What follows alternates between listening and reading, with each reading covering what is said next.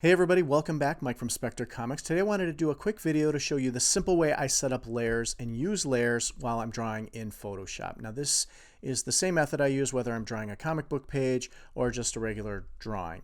And what the benefits are of actually using a layer system while you're drawing a piece. Now the only difference between drawing a comic book page versus drawing anything else is that my comic book pages are started in pencil. I actually sketch them in pencil on an actual piece of paper. I scan them in the computer and I bring them in. But the concept is the same, is that you're creating a layer that's a sketch layer. So whether I bring in the pencil scan on my sketch layer or I draw directly on my tablet, which is what I've done in a lot of my drawing videos, if you've seen any of those, I actually draw the sketch layer directly on the tablet. And the idea is that the sketch layer is a lower opacity. It's usually brought in at about 50 or 60% opacity so that I can see through it. It's light and it's just kind of a guide for doing the final drawing. So let's take a look at an example.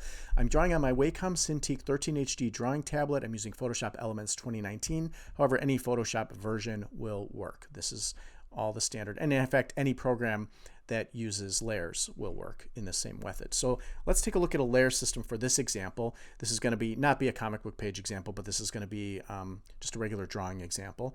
So my lowest layer is my background layer. You'll notice there's nothing on it, indicated by the checkerboard pattern, which indicates that it's an empty layer. I always keep this layer kind of at a base. It's always at the bottom. I do want to say before we continue on the layers is that when you're setting up your Photoshop document, when you're starting to draw, it's important to set up your page size and the dots per inch that you're going to be drawing at. I usually do 300 for my pixels per inch or dots per inch as my resolution, and then my page size in this case is 11 by 17, so like a standard 11 by 17 piece of paper. So we've got our background layer. The next layer is our paper layer, which I just fill in with white. You can use any color you want, whatever color you want to draw on, but this basically is the background, the page you're actually drawing on. The next layer, I have a couple other layers here, but let's go to the sketch layer. So in this case, we're drawing Arco, one of my characters. You can actually see him behind me, right over here on the little banner behind me. And the Arco sketch layer is at, in this case, it's at 29%, but you know, a lower opacity. And here I just did a sketch of the character, and that will serve as my base layer for the guide of my final line layer. Now, you'll notice I have a couple of heads here. I was trying just a different couple of things here with different heads, and had I wanted one of the other expressions that I'm drawing here, I would have just replaced the head on the body with one of these other heads. So not really relevant to the layer system, but the nice thing about the sketch layer is you could just draw random things in there and then turn that layer off when you're done. The next thing I wanted to show you was the final line layer. So we'll go to the Arco line layer, and this is the final line work of that character.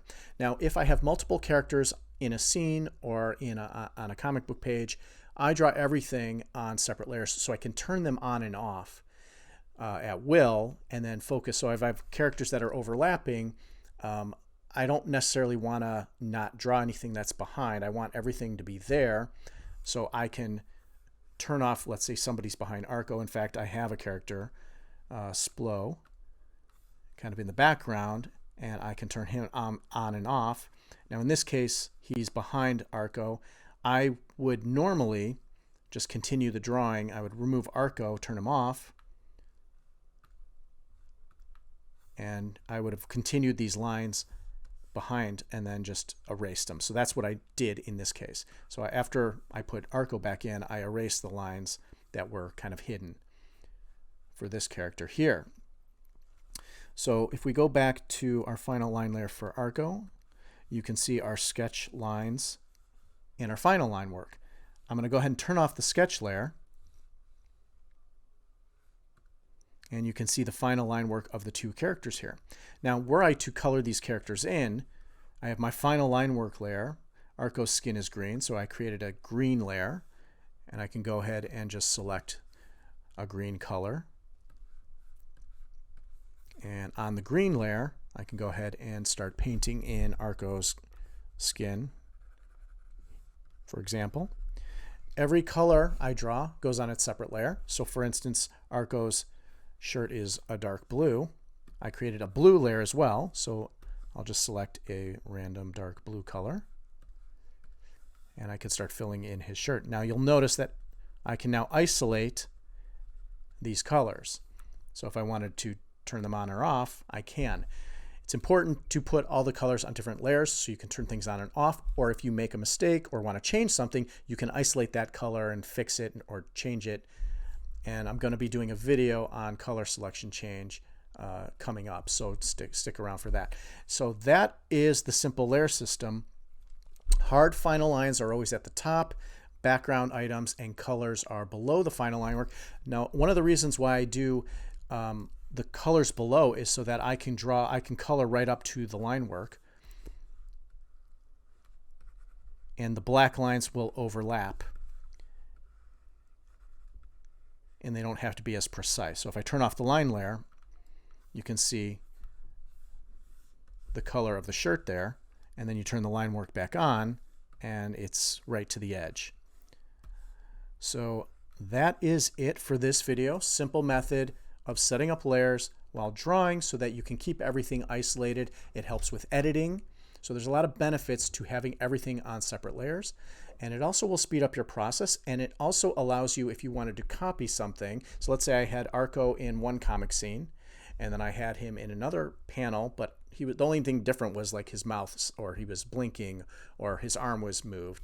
I can copy this whole thing, move it to the next panel, and then just make the adjustments quickly there. So there's a lot of benefits for isolating everything you draw on different layers. That's the quick method I used to set up the layer system. I hope you found this helpful. Let me know in the comments if you have any questions or comments on this method. Thank you for watching. Like the video, subscribe to my channel for more Photoshop drawing tips. We will see you next time. Have a great day.